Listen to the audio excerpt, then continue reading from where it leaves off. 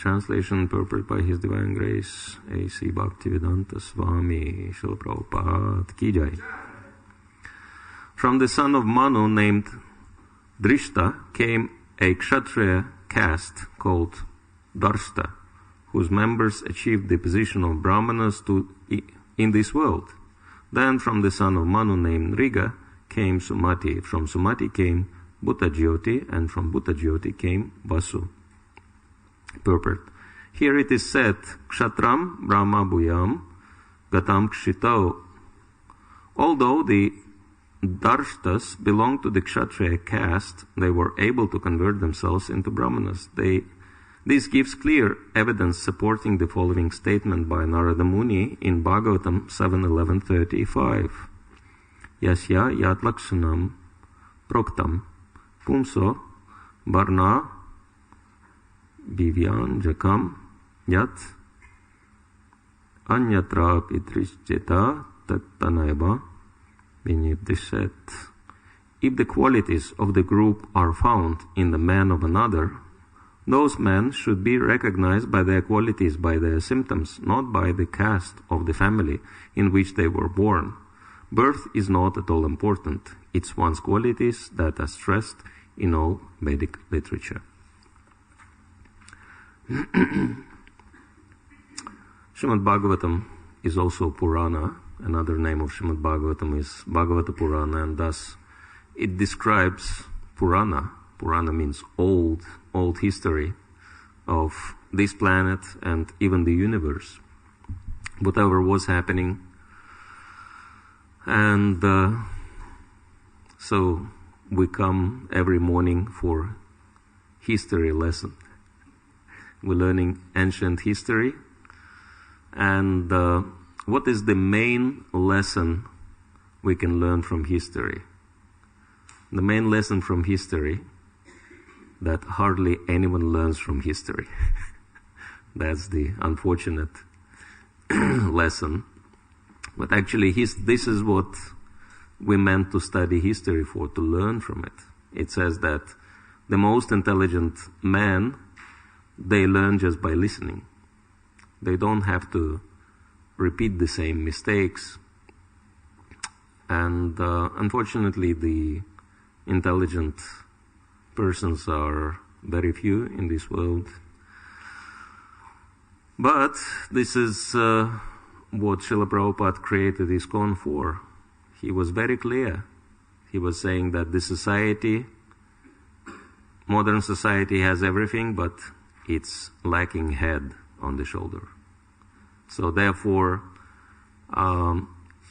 ISKCON is meant to create the most intelligent class of men, the most thoughtful class of men, named Brahmanas, to help the society at large, to put everything in place as it was meant to be, as the Supreme Lord intended it to be. And this is one of the lessons from the history. We can learn that in ancient times, Kshatriyas were able to convert themselves into Brahmanas. And Srila Prabhupada says this is another proof. There are so many proofs in Vedic scriptures that birth doesn't have such an importance as one's qualities and activities. Therefore, when Krishna describes 4 varnas in Bhagavad Gita, he says, Chatur varnyam maya srishtam guna karma vibhagashaha, that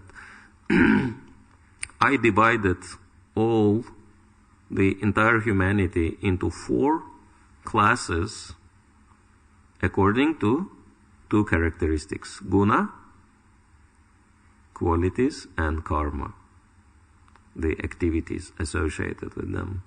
So Krishna never said janma karma vibhagashaha. He never said according to one's birth and one's activities. No. He said according to the qualities. And qualities mentioned first because the activities would be related to one's qualities always. The qualities would show through activities. We cannot understand one's qualities unless and until one starts acting. It's like one devotee tells to the Lord, "My dear Lord, I wanted to thank you very much for helping me to control myself, because for many, many hours already, I never lied to anyone. I never offended anyone. I never became angry or upset with anyone. I never bragged to anybody. So I'm doing really good, my dear Lord, by your mercy. But of course I understand that now the real challenge is coming, because now I have to get out of my bed and start my day." So, it indicates that unless and until we act, how do we understand person's quality? Right? When people are sleeping, they all look the same. So Prabhupada sometimes was saying that sleep is like death, because when we go to sleep, we forget about the present body and we go into a new body, into a new situation. The body we created by our imagination in a dream. And in the same way, when we die, we completely forget about this body and we move into a new body. So this is one reason why devotees don't want to sleep too much. Sleeping is one of the material conditions devotees want to overcome. And so, according to what Srila Prabhupada explains in many, many places in his books, that the Vedic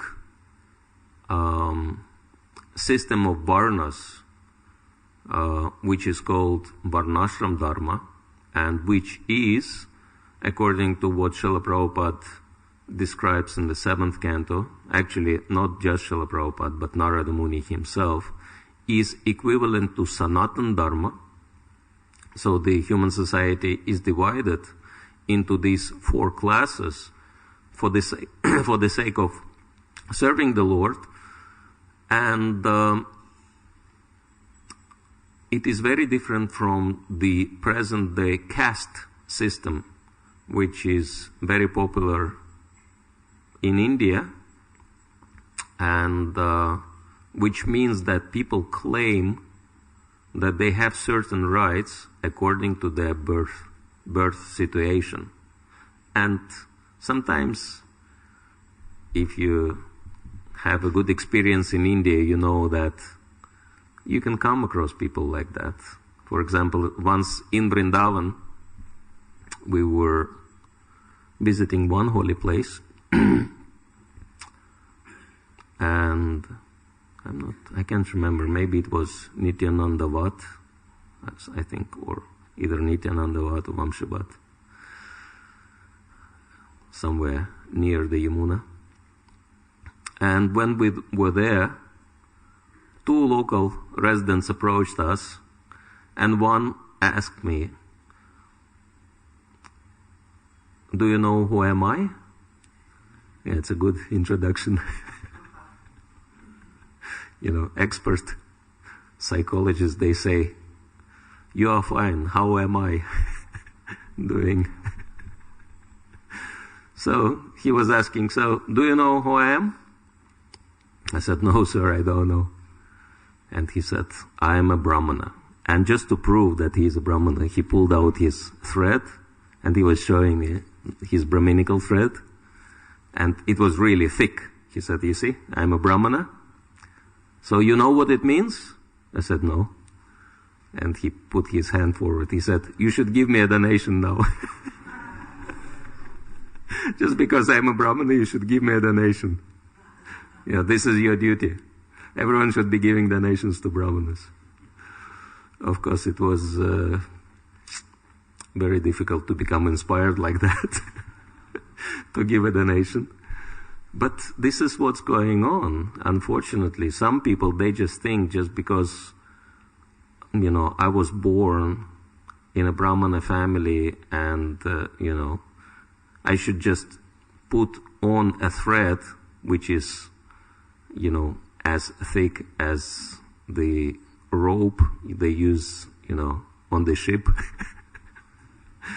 so that no one would mistake that he is a Brahmana, and, this is a sufficient qualification to, just leave off by the nations. And then if somebody else claims to be a Brahmana, so this is nonsense, because that person was never born in Brahman family, so he or she never has that right.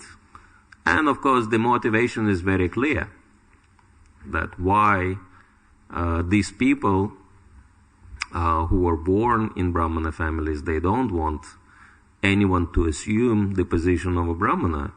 Very simple reason, I'm a Brahmana and people giving donations to me and to few of us who are in the same category. But if all of a sudden, other people would start becoming Brahmanas, they will be taking away our donations. And this is complete disaster. Then we might die from starvation. Like that. So this kind of mentality is unfortunate. And of course it is very clearly based on, qualities which are not really the best qualities human being can possess, which is basically pride of one's position and jealousy, which, does not allow anyone else to assume the same position. So, but actually, who Brahmana is, that is described in Bhagavad Gita. And supposedly everyone who has Brahminical initiation should know this verse quite well. So if you want, we can chant it together. If you know this verse, we can chant it together. Shamo damo tapashucham kshanchir arjavam evacha jnana vijnanam astikyam brahma karma svabhavaja. So there are 9 specific qualities mentioned in this verse, which is a very clear attribute of a Brahmana. And what are these 9 qualities? Let's see. Shama. What is the meaning of Shama? Peacefulness, yes. And Dhamma, self-control. Tapaha, austere, Brahmanas are austere. And Shuchi, they are clean. Kshantir. Kshantir, tolerant, yes. They can tolerate, not pain, not physical pain. Brahmanas cannot tolerate physical pain so much, but they can tolerate mental pain. They can tolerate offenses. They don't even notice. They're not even noticing offenses from others, because they know everything is controlled by the Lord. So if Lord is allowing someone to offend me, so it's Lord's desire. So I don't want to protest. Arjavam, honesty, right? Correct? Kshantir arjavam evacha. Jnanam, knowledge. Vijnanam, wisdom. And astikyam, religiousness. Brahmanas means they are disciplined.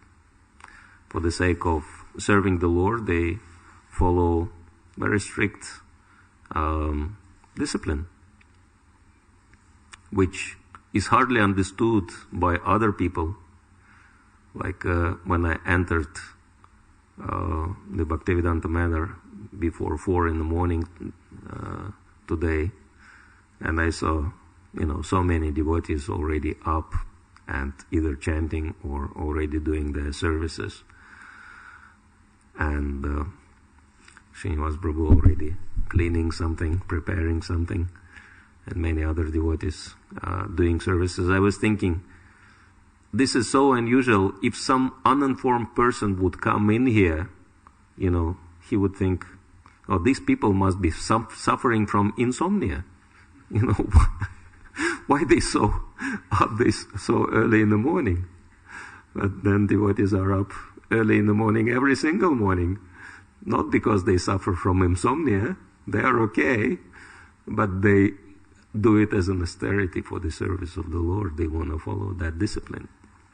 So these are all Brahminical qualities, and we can see very clearly that the entire ISKCON setup is meant for this particular person, to train an ordinary person who was not born into Brahminical family or whatever. I mean, today we already have few devotees born in not only Brahmana but Vaishnava families, which is amazing. I mean, these kids are amazing, and you can see that they're not ordinary by any stretch of imagination. Very, very special kids.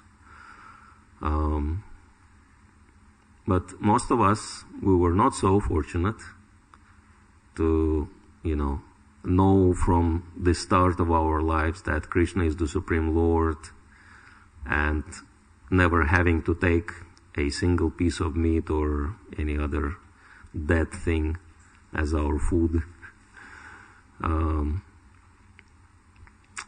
But still, despite of the late start, Srila Prabhupada gave us everything, the entire system, to reform our consciousness and become trained as qualified brahmanas.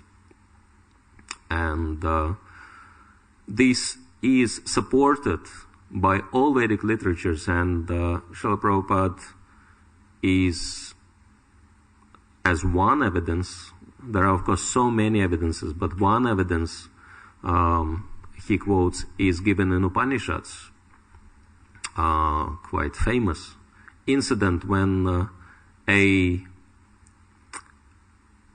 celebrated sage, Gautama Muni, or Gautama Rishi, was, inviting children to join his Gurukul, and one boy who came there, and, traditionally, only highest caste, Brahmanas, Kshatriyas, they study in Gurukul.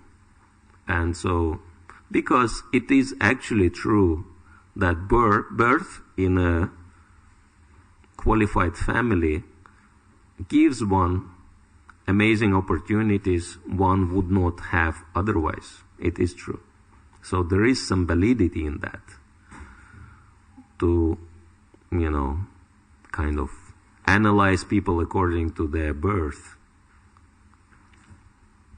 as a ground, as a foundation for further development. And so Gautama Rishi was asking these children, these boys, what is your gotra? And of course, in India, any cultured person, any high-class person, supposed to know one's gotra.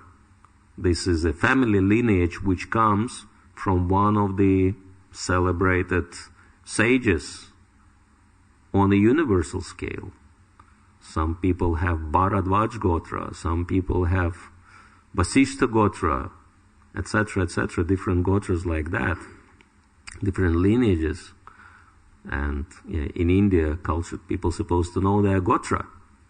And so he was asking these boys, what is your gotra? Which lineage you belong to. And gotra is, very important. And then everyone was saying that I belong to this Gotra and I belong to Angira Muni Gotra and other Gotras. And then one boy, he said, I don't know my Gotra.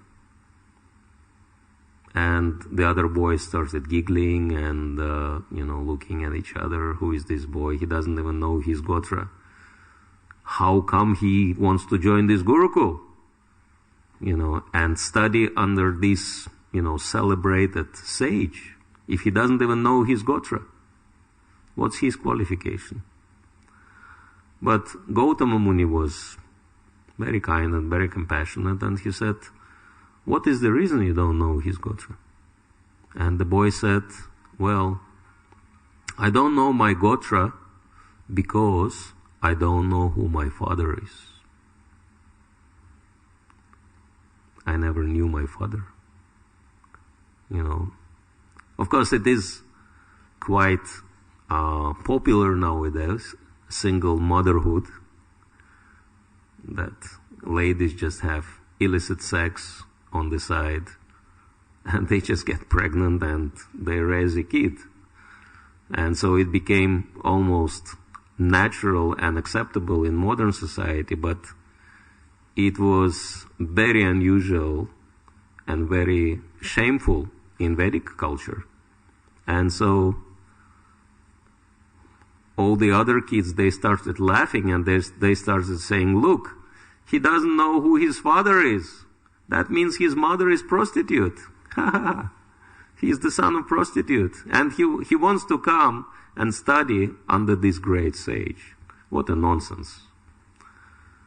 But Gautama Rishi had a different viewpoint. He said, I will take this boy because he is Brahmana by quality. Because he is simple, he didn't want to conceal the truth for the sake of achieving his goal, and he is honest. And these are simplicity and honesty, are very, very prominent Brahminical qualities. And so Gautama Rishi took this boy and he went on to become a celebrated sage himself, Jabala Rishi. So this was his birth. But then by training, and because he had good quality in him, he became a perfect personality. So which shows that actually this is how it was always judged in real Vedic culture. It was people were judged by quality, not by birth. And therefore Srila Prabhupada was claiming his right to convert people into Brahmanas. Because, for example, religiosity and interest in spiritual knowledge are very clear Brahminical qualities, at least Brahminical inclinations. So some foundation is there. And so if amongst so many thousands and millions of people, few people, they take interest in studying Prabhupada's books, Vedic scriptures, as they are, without any adulteration, and Vishwambhara Prabhu can confirm, having so many years of experience on book distribution, out of so many people passing by, very, very few people actually take interest in Prabhupada's books. And so out of those who actually, one way or the other, agreed to take Prabhupada books, how many of them actually, read them beyond A.C. Bhaktivedanta Swami Prabhupada on the, title page? Because most of the people, they just read that and they say, okay, this book is not really for me. I can't understand a thing in it. So they just put it on the shelf. But very few people, they actually agree to rack their brain trying to penetrate into that knowledge. So this is very clear Brahminical quality, desire not just for knowledge but for spiritual knowledge. And so, on those bases, Srila Prabhupada was saying that, yes, even though my disciples, my followers, were not born in Brahminical families, well, most of them, I think he had few, like Bhakticharu Maharaj, very clear example. Someone who was perfect from the start, even before, or Gaur Govinda Maharaj. That perfect personalities whose birth was perfect, whose life was perfect from A to Z. Not a single blemish. But these were exceptions. But for most people, Srila Prabhupada was saying, even though they were not born in Brahminical family, but because they have the qualities, they are eligible for training, and after training, they are eligible to assume the position of a Brahman. So this was actually not even started by Srila Prabhupada, it was started by Srila Bhaktisiddhanta Saraswati, giving Brahminical initiations to non-Brahmanas, for which he was hated by caste Brahmanas, and they were attacking him many times. Actually, his whole, we can say, preaching career started. Now, of course, Bhaktivinoda Thakur, his father, was the first one to challenge that caste system. And then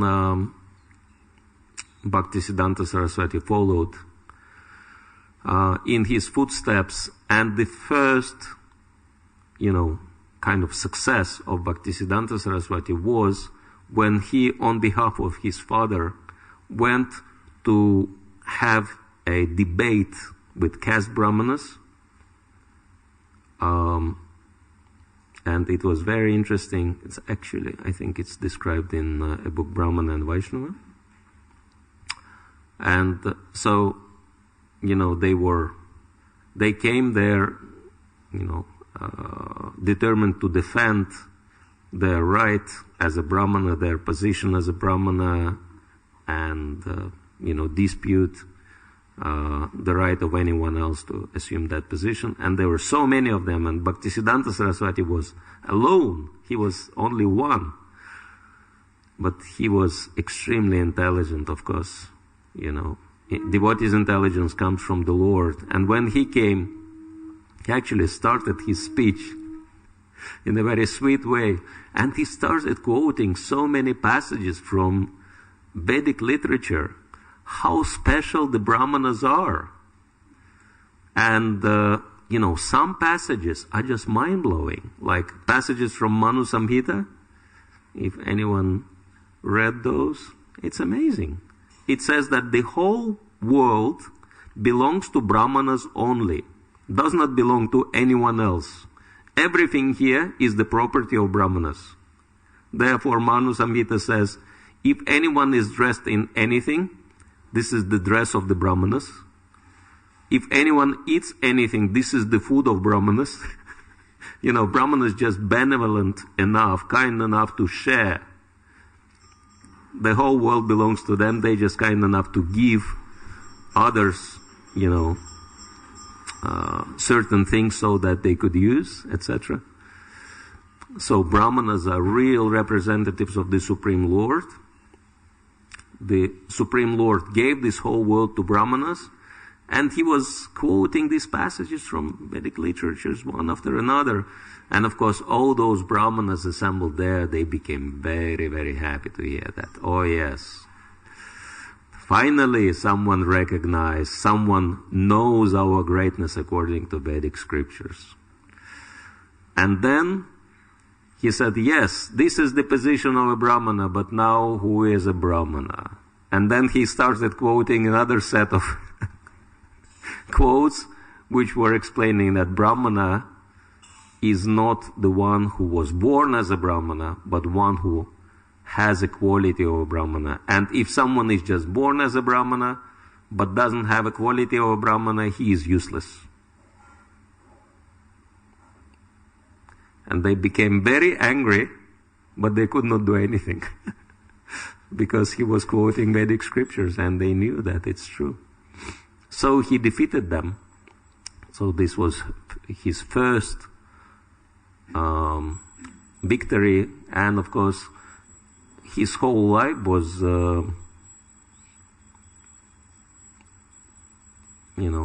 establishing those revolutionary changes in the Indian society at that time. Oh, yeah, because Srimad Bhagavatam says that Krishna consciousness is revolutionary.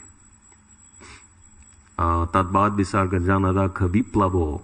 The word viplavo means revolution. So that's why Srila Prabhupada was saying that Krishna consciousness means declaring war on Maya, on illusory energy, and naturally those who are influenced by Maya, very easily they can become inimical towards the devotees or develop hatred. Even though devotees, they don't think that anyone is their enemy. Devotees are friends of everyone, but some people, they become so envious of devotees that they think that devotees are their enemies due to their ignorance. Of course, we have to tolerate that. But Bhaktisiddhanta Saraswati was preaching that, and he won single-handedly. And then Srila Prabhupada took the same concept further.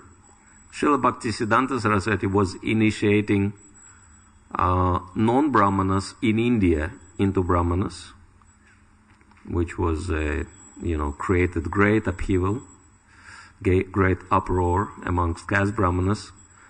And Srila Prabhupada took it one step further. He started initiating,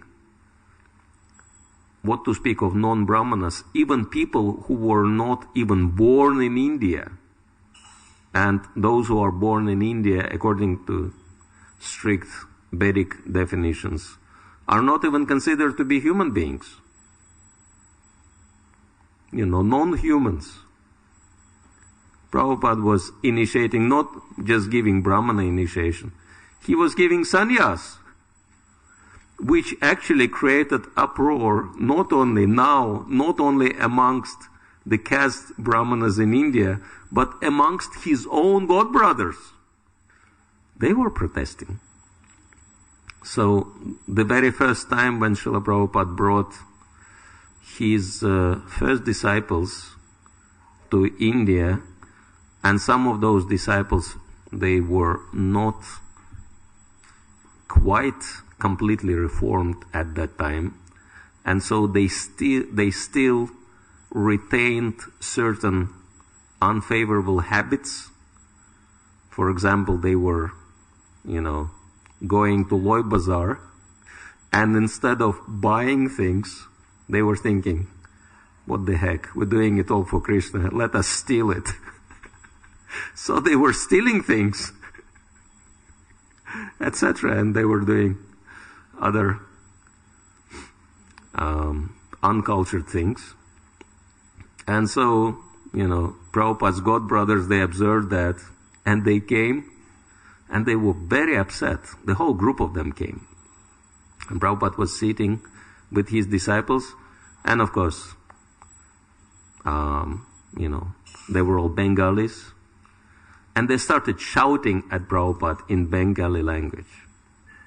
Shouting and screaming, and even though, the disciples couldn't understand what the conversation is about, but the body language speaks better than the words, so they could figure out that they are saying, why did you bring these mlechas and yavanas into the holy place? You're contaminating everything, etc., etc. And Prabhupada would not say a word. He would just listen to them with his head bowed down. Actually, he was not also happy with the behavior of his disciples. And when, if you don't argue with a person, there is so much of a fire inside, and so after some time, they got tired of all this shouting and screaming, and they kept quiet. They wanted to know what Prabhupada thinks about it. And then, after they all became peaceful, Prabhupada raised his head and he said, in English language, to make sure that his disciples also understand, he said, I'm only trying to fulfill the instruction of my spiritual master. I'm only trying. And what could they say? Because it was true. Everyone knew that it was true. That Bhaktisiddhanta Saraswati gave Srila Prabhupada that instruction to go to the West and preach. And preaching means people join, they become devotees. And so Prabhupada brought his first disciples. So he was following his guru's order. And they could not deny that. They could not argue with that. And so they had to accept. And of course, many years have passed and devotees became quite well trained. And nowadays, devotees have very good quality. Comparing to, sometimes we may be not very happy, but once I asked Bhakti Vikash Maharaj, because I observed that certain people who were not really stable in their, mental, health, were kind of joining the movement. And I was asking, why Krishna consciousness tends sometimes to attract people who are a little crazy. And Maharaj laughed and he said, if you would, have experience of early days ISKCON, that, you would ask why some normal people sometimes join this movement. Because there were so many crazy people joining the movement. And Prabhupada tolerated all this. And so naturally, after many years of practices, those devotees who are steady in their practices, they develop themselves very nicely. And as a result, we see the shift that now already those people who are very, very qualified, and the further the better, now I can see that new devotees, those who join the movement, they have such an amazing, level of consciousness and such amazing qualities, because the like attracts. And so naturally, the more the devotees are advancing, the more they attract people with high level of consciousness to the movement. And so we can see that the movement has very solid future in this way. Things are really happening. There is a real rapid positive development. But of course, for us, we should never rest on our laurels, because material world means Maya can always cheat us, and Maya can always organize a trap. And I just remembered one story. It's actually a fairy tale meant for kids, but sometimes those fairy tales, they have very, very deep lessons. And this fairy tale, maybe someone came across that. It describes, one kingdom which was dominated by a dragon, and a prince goes to fight with the dragon, and he never comes back. And so everyone assumes, okay, the prince died in a battle, dragon defeated him, and then another prince goes, and he fights with the dragon, and he doesn't come back. And everyone assumes the same thing happened to him. And then this is happening for a while.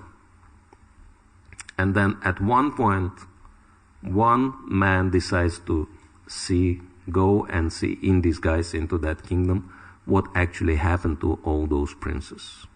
And he discovers that actually none of them was defeated by the dragon. Actually, every single prince going into that kingdom, he was defeating the dragon. But then what was happening next? That prince would ascend to the throne and become the next dragon. So, and of course we may say, hey, we won our right to be brahmanas now, right?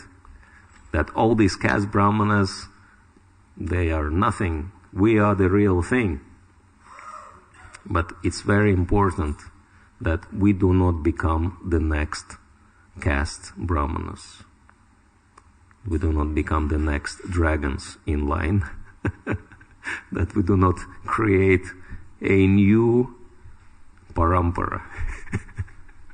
That we actually follow the right parampara, Srila Prabhupada's parampara.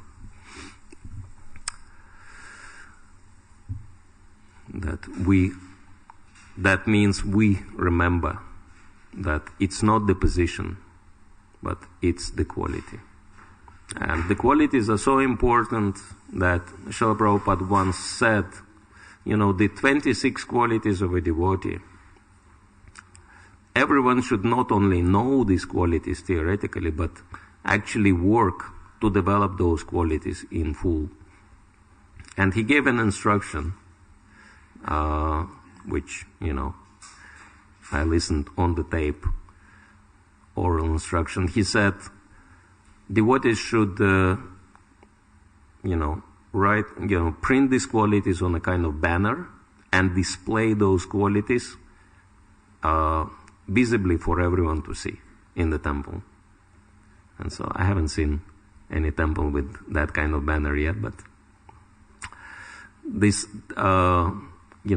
this is how much Srila Prabhupada was stressing the importance of developing the qualities, understanding that real devotee means quality. And of course, we all have some good qualities. I can positively assure you that I absolutely have one good quality, undisputedly.